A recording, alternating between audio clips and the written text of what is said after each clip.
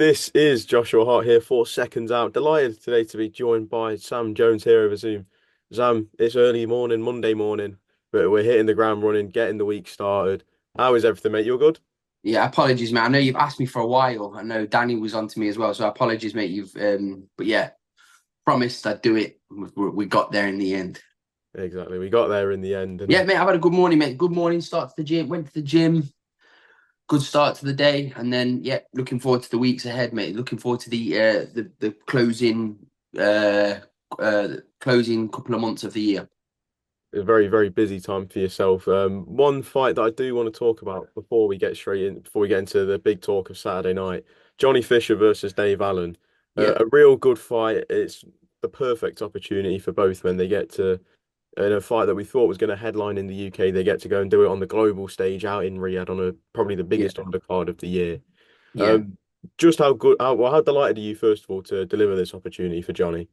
yeah. Look, myself, Adam, Johnny's dad.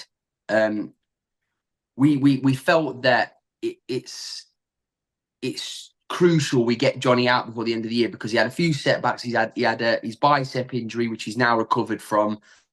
We had to get him out this year, and there wasn't. And to be honest with you, there's no scheduled UK show in December, so it's all just kind of fell into place perfectly. It's not that we're desperate to get on this. It's a privilege. It's a privilege to be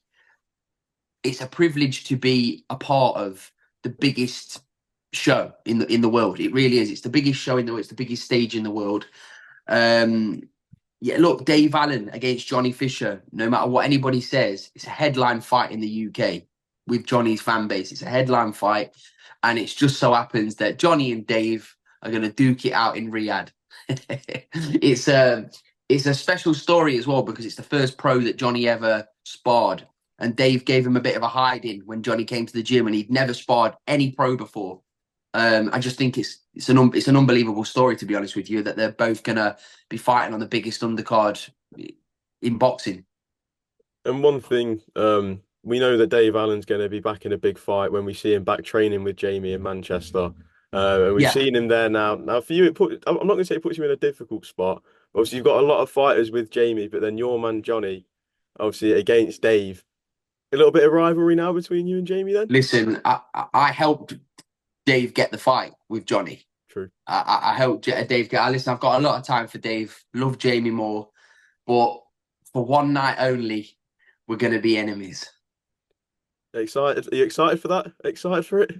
Uh, what? Not to go up against Jamie. Jamie's my guy, mate. I speak to Jamie 3, 4 times a day. So Mm. it's no, I'm not looking forward to going against Jamie because it's going to be it'll be quite a strange experience. But um, business is business, and that's where we're at. Dave Allen will be trained by Jamie Moore for the fight.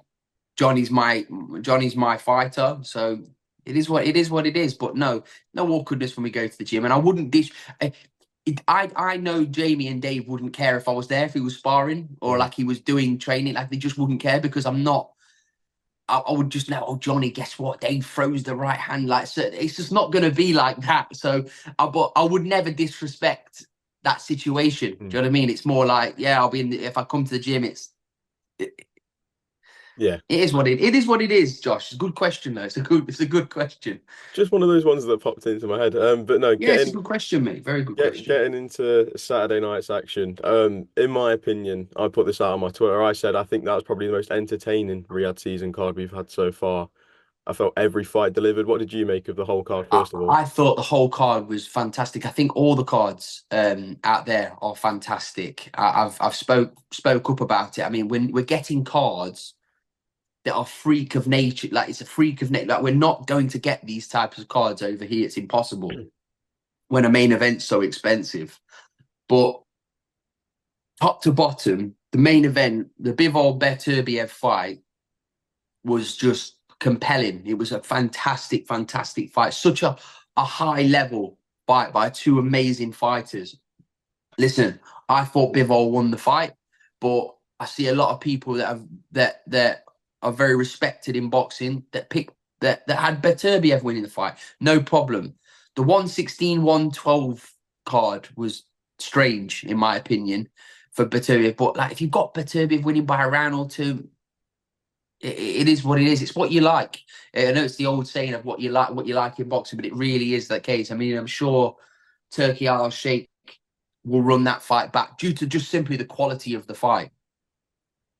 And then it's a big card when we see someone like Chris Eubank Jr. who wasn't even the co-main event, or he wasn't even the fight before the co-main event. He was just in the middle of the card. Yeah. We saw a bit of an eruption after the fight with Kamil Zarameta, where Conor Benn was straight in the ring, and it seems that rivalry is reignited, doesn't it? You see that fight there. People will speak about it and they'll say this, but Conor Benn's been out the ring now for in the UK really for 2.5 years, 2 years. Like I think that the fight hasn't gone away. Like you'll see by the numbers, like people will say, "Oh, I'm not watching now. I'm not." If the fight's over here, it sells a stadium out. It just does. It just does. So people can, even if you don't like me or like me, I'm telling you now that fight sells out a stadium.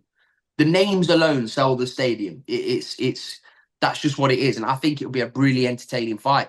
I don't like. I don't want to say I don't rate Eubank, but I just, especially now at 35 and at the weight, like I thought, like I've seen him that the guy is what's his name, Kamil Zarameta.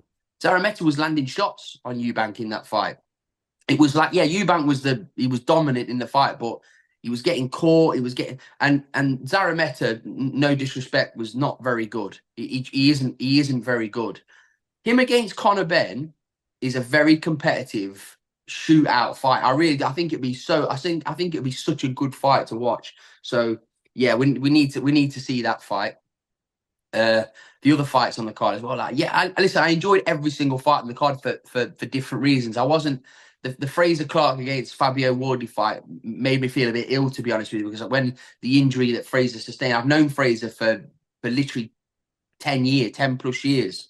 He lives only literally about 20 minutes away from me. He lives in Burton. I'm from Derby. I live in Burton. So I've known Frazer such a long time. He's literally one of the nicest men you could ever possibly meet. He really is. He's such a down to earth, humble, lovely man, family man. Got 2 kids. He's a diamond fella, Frazer Clarke. So when you see stuff like that, you don't really care about the result. In fact, you just want to make sure he's okay, Mm. because that's all that really matters. Because it was a horrific, like dent, like in Yeah. his, it was horrible to watch. And look, watching it as a fan, like you kind of wanted more of it because of how good the first one Yeah. was. You want to think, oh, like I wish the fight would have kind of, but all you can do is tip your hat to Fabio Wardley and say, what a performance from Fabio Wardley. Got in there and he did what he had to do. He did what he had to do. He came out like a train. And he was brilliant, Fabio. He was brilliant. So massive credit to Fabio Wardley. Well, what else did we have on there? Sky Nicholson. I thought she was just like flawless performance. Really, she just won easy, didn't she? She won. I watched the fight. I had a win in every single round. Yeah. I think they may have given Raven one round for maybe, I don't know, admiration. I don't know, but like it was a shutout win for Sky. It was she's going to be so hard to beat, Mm. so hard to beat, because it's not as if Raven's some rubbish fight. Like Raven's got a great amateur background. She comes from strong. She got strong pedigree, and she's very strong. She's fit.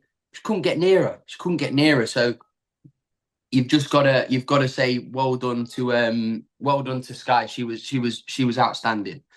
The Liam Cameron against Ben Whittaker fight. Listen, I've got my views on that. I said it yesterday. I did an interview on one of your rival channels. Mm. I just said I'm a big admirer of Ben, right?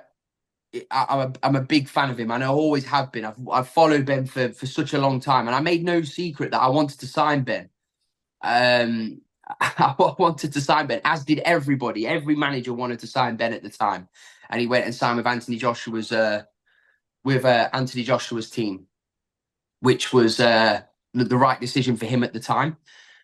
But going into his performance there, he didn't look strong at all. He didn't look strong. Liam Cameron he looked physically stronger than Ben in all the exchanges. Like, listen, Ben was getting his jab off in the first round, but then Liam Cameron was coming into it. He was coming into it, and he was really warming into the fight. Now, in my opinion, and this is me just being honest, the fight was going the wrong way for Ben, and the fight ended how it ended. And listen, me personally, I would never question somebody like that, because I don't get in the ring and fight. Well, we don't get in the ring and fight. They're warriors. They get in the ring and they fight. But that outcome for Ben was a good outcome, because the fight was heading the wrong way for him. Obviously, there's a lot of, you know how ruthless it is online and people giving him stick. But I have to be honest, this is the reason why matchmaking is so important. Because if you give somebody, I'm not saying it's false confidence is probably not the right word, but it's like, because Ben's a gifted fighter, but when you're able to showboating against journeymen that you wouldn't employ for sparring, I don't understand how that helps. Yeah, okay, it does views on TikTok and goes viral and does all those things, but ultimately Ben's job is a professional boxer. So when it comes to having these fights against a Liam Cameron, who's literally prepared to go to the death, he's got nothing to lose. Liam Cameron's came back from. So this person keeps, I don't even, it's an unknown number, keeps trying to ring me. He's prepared to go to the wire with you, fit, strong, and I believe a great moment was taken away from Liam Cameron in that fight. I believe he was going to get a special moment in that fight, because although it's only Ben Whittaker's profile is enormous, so it would have been really life-changing for Liam Cameron to get that win. But I won't waffle on about it too much, but I just believe that the matchmaking for Ben Whittaker has been very poor, because journeyman. And that Ezra, the guy he boxed last time, not very good. Just not very good. Not very good. And you just like, boom, into Liam Cameron, who's just come off a split loss against Lyndon Arthur, which could have gone either way. Yeah. So I don't know. There's going to be a lot of questions asked of Ben and the team and whatnot, but I just think that it's a lot of it's down to the matchmaking of the whole of the way that he's been built. Yeah, great, loads of views on TikTok, but ultimately he's a professional boxer. One thing that I think has gone a little bit under the radar, in my opinion, is the scorecards from the Liam Cameron Ben Whittaker fight.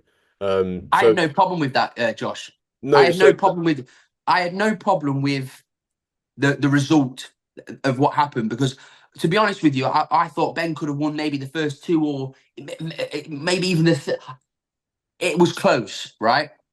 The fight was close, but I believe that the fight was going in the direction of Liam Cameron. Do you understand? So that's where I feel sorry for him. The result, I think, it is what it is. It was close, but the fight was heading one way. What do you make of the judges having scoring the sixth round though as well? They had to score the sixth round because that whole minute break between the fifth and sixth was spent with them on the floor. No idea, mate. I don't. It's a strange one, isn't it? So I think when you do the maths, obviously, if all the judges were forced to score the sixth round, just a 10-10 draw, when you Yeah. take off those 10 points, one of the judges would have scored two 10-10 rounds in the first 5 rounds with the Yeah, 48 strange. scorecard. Yeah, So very strange, very strange. But like I say, I had it very close. I had it very close. I had Ben had a good opening round, and after that, it's whatever takes your fancy, isn't it? yeah, it's anyone's. But look, like I say, Ben's a phenomenal talent. Olympic silver medalist, huge pedigree. You can see how good he is. You can see the natural talent he possesses. But he was a lucky boy on Saturday. Do you feel the only option for Ben Whittaker going forward is to rematch Liam Cameron? Pride, Ben will want to do that, right? Pride, Ben will want to do that. But I don't think the other Ben will do that. And to be honest with you, me and Ben have had our disagreements before. Ben Shalom, that is. But if he didn't do that, I would understand. I would actually understand. I wouldn't go and say, oh, Ben's Shalom's an idiot not doing that, because I would half understand it. I think Ben needs a couple more competitive fights to then go into to Liam Cameron. But like, look, he's the one thing. On the flip side of it, Ben's 27. He's not a kid. He's 27-year-old man. So has that experience, like, would that have experience like helped him? It's hard to say, but it's a tricky one for whoever is dealing with in Ben Whittaker business right now, because it's like, do you go straight into that, or do you have a couple of gimmicks? And I'll be honest with you, if you're asking me, because I don't want to be like two-faced, I don't know what I would do if I was looking after Ben. It'd be a real decision to make. Would you say it's one of those decisions where you can't make it immediately? You've got to sit down and have proper 100%, conversations with people. 100%. Like, usually I'd be like, give him you've got to rematch him, but it's a big decision to make. That is, it's a big decision to make. But one thing I will say, for the talk of Ben's the best prospect, or he's the best up and coming talent in world boxing, that's what we've heard, then you would imagine he has to go straight back into the rematch with Liam. For Liam, if it isn't the Ben Whittaker rematch, I think we are going to be getting an announcement today from what Frank Warren's been saying. Amazing, and he deserves it. He more than deserves it. His story, the way he goes about his business, like he more than deserves it. And credit to Frank Warren, Lee, and then everybody involved in the Liam Cameron business. Congratulations, because it's well deserved. I think this is the first time Liam said that he's ever had a promotional deal in his whole career. So it just shows that this comeback that he's been on is, I guess you could say, nothing short of just inspiring. Absolutely. It just shows you, if you get to rock bottom, like what happened with Liam, like nearly died in an ambulance. I understand he was an alcoholic, a drug addict. Like 18 months later, he's fighting on a Riyadh season, Bill, on the best fight in boxing, and arguably should have really won against one of the most highly thought of talents in world boxing. Just shows you, though, doesn't it? Like, nothing's impossible. So yeah, we all need to show Liam Cameron a hell of a lot of respect, because that's it's a role model, isn't it? He's a role model. Like, what happens when you can turn your life around. Yeah, massive respect for Liam Cameron. If it isn't Ben Whittaker next, who would you like to see him fight? He could fight any of the light heavyweights. There's that Ezra, the kid that Frank Warren has. Oh, Ezra Taylor. Ezra Taylor, yeah, I like Ezra Taylor, good fighter. There's loads of light heavyweights out there for him to fight. I mean, Ezra Taylor, I think he's probably one of your rival boys, though. He's a Nottingham boy. He's from the other side of the Midlands. Yeah, he's all right, though. I like Ezra Taylor. I do like it. I think he's doing well. He's doing all the right things. Do you feel that could be a fight? I feel like that fight was mentioned in another interview, Cameron versus Ezra Taylor. Do you feel? I didn't hear that. I'm just like putting two and two together. If they're both with Frank Warren, both light heavyweights, like Liam Cameron's not going to want some gimme fight next. He wants to go straight into the big fights. And listen, who could like pick against him right now? Like, he's strong, nothing to lose, fit. He's a handful. And then just moving away from this talk now, looking more at Ben Eubank. You mentioned about how big the fight is. Do you feel the fight is even bigger now than what it was when it first got made 2 years ago, where it sold out? Yeah, because of the controversy, the build-up would be brilliant. The build-up would be brilliant. So yeah, it's a massive fight. It's a massive fight, and it's no good me just saying, "Oh, it's this massive fight." Like, you will see it if it happens. People will be captivated in watching it. Do you feel it's a fight? Obviously, I know there's always the big talk, obviously, with Riyadh season now and making sure the UK market stays alive. Do you feel this is a fight that has to happen on UK shores? I just want to see the fight. I mean, listen, ideally, yeah, we'd like to see the fight in the UK at a big football stadium. But if it happens in Riyadh, then let's just be grateful these type of fights are happening. That's the way I look at it as a boxing fan. I just think that, do you want it to happen like as long as we can watch it, and these fights are getting made, we have to like, everyone can say, oh yeah, he's kissing up to no, we would not get these types of fights and these Riyadh season cards if what Turk Al-Sheikh, if he wasn't here, these big Artur Beterbiev, Bivol, Top Rank and Eddie, like, it's not these fights just wouldn't have happened. So going back to your question, I'm not going to say go around the houses. If it happens in the UK, then amazing, because it'll be an unbelievable event. But if it happens over there, then it is what it is. Great, who cares? Do you feel Conor Benn is going to have to make that jump to middleweight to make this fight Yeah, happen he now? is. He will. He will. I know that for a fact. The fight will be at 160. And how do you feel the fight plays out if it is 160? I think Conor Benn beat him. How easily? Younger, fresher. Eubank's in it for money. Eubank's solely in boxing for money. Like I'm not saying the other fights aren't, because listen, it's prize fighting, but Eubank now is just solely money, money, money. Like you can see him. He's not going to have an in between fight. He's either going to fight someone terrible or he's going to fight big fights only. Do you understand what I mean? It's not going to be. It's either gimme fights or massive fights for Eubank. That's why he turned down 5 million to fight Hamza Shiraz.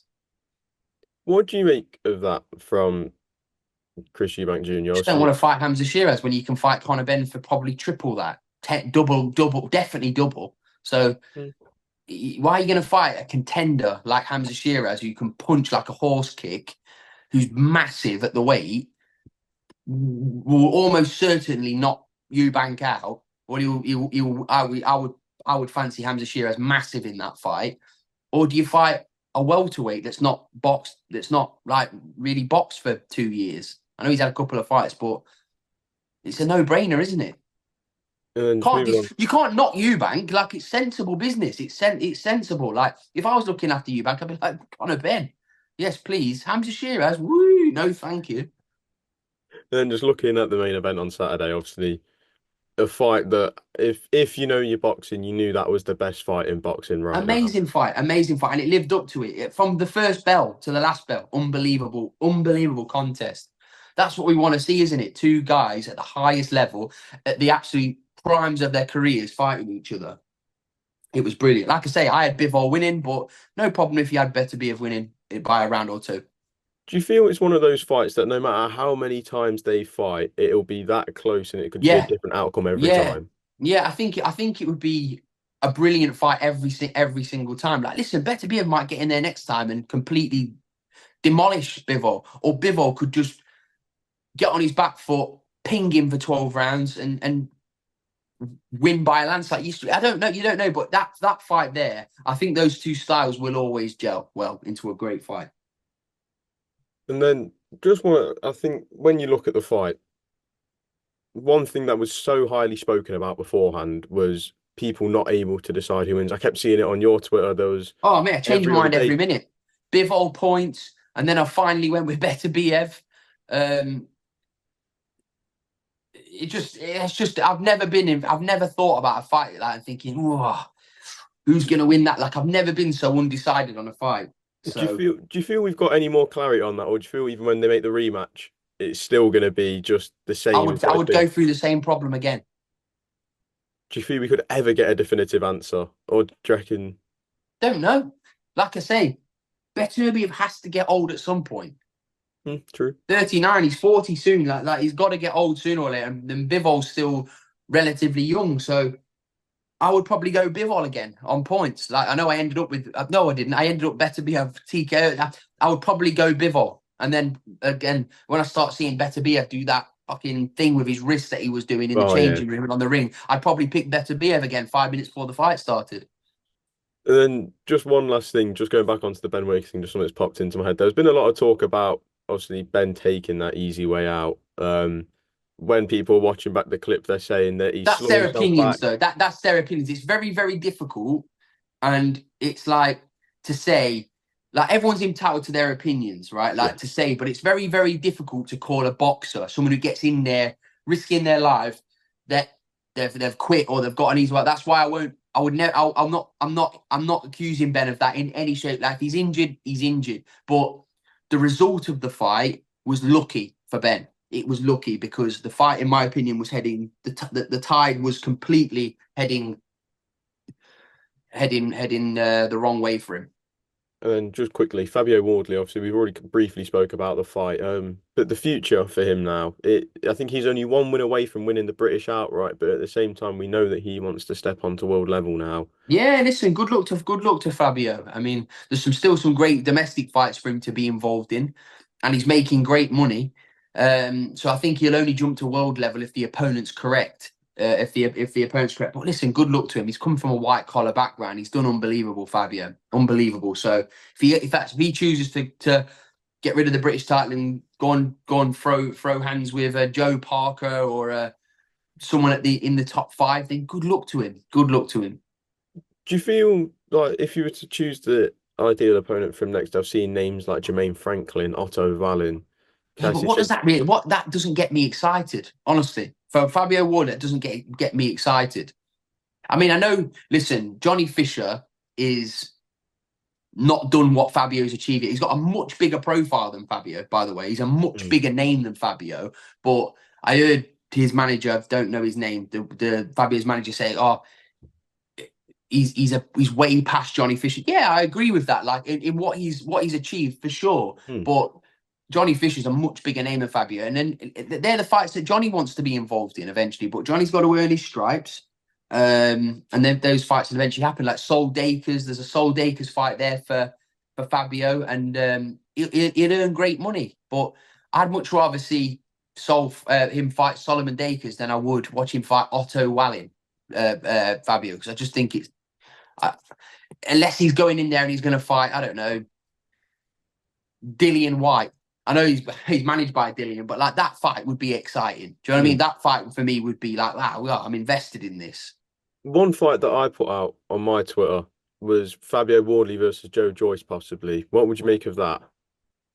Listen, I have my opinions on the situation with Joe. I mean, listen, Joe in his prime beats Fabio Wardley. Like Joe of a few years back, but now look, Fabio's younger, fresher. Like I wouldn't really want to see that fight for personal reasons, but who knows? It's a business, isn't it? At the end of the day, Fair enough. And then just my final question. It's been a year now since Riyadh season first kicked off properly in boxing, and a lot of fighters have benefited from it in many ways. But if I was to ask you who your Riyadh season fighter of the year has been, who would it be and why?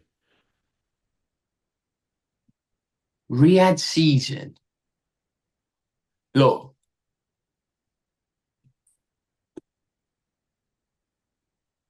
maybe Martin Bakoli, Joseph Parker, Hamza Shiraz. Take your pick. Daniel Dubois. I was gonna say, So Daniel Dubois, yeah, I think Daniel Dubois is the Riyadh season king. I think Daniel Dubois gets the number one spot, and then you got your Bacolis, Joe Parkers. But for what he's done for his career, yeah, Daniel Dubois. Sorry, Daniel, I didn't actually mean to miss him there, but yeah, Daniel Dubois number one. Yeah, well, Sam, thank you very much for your time today. Appreciate it as always, and hopefully we catch up again before all the big fights take nice place. one, bro. I'll see you next week at Catchwell Pro Grade. Everyone tune in. It's the best fight Definitely, outside the world champions. And Jack Catchwell's going to prove to everybody why he is number one. Tune in. See you in a bit. definitely. Sam, thank you very much, mate.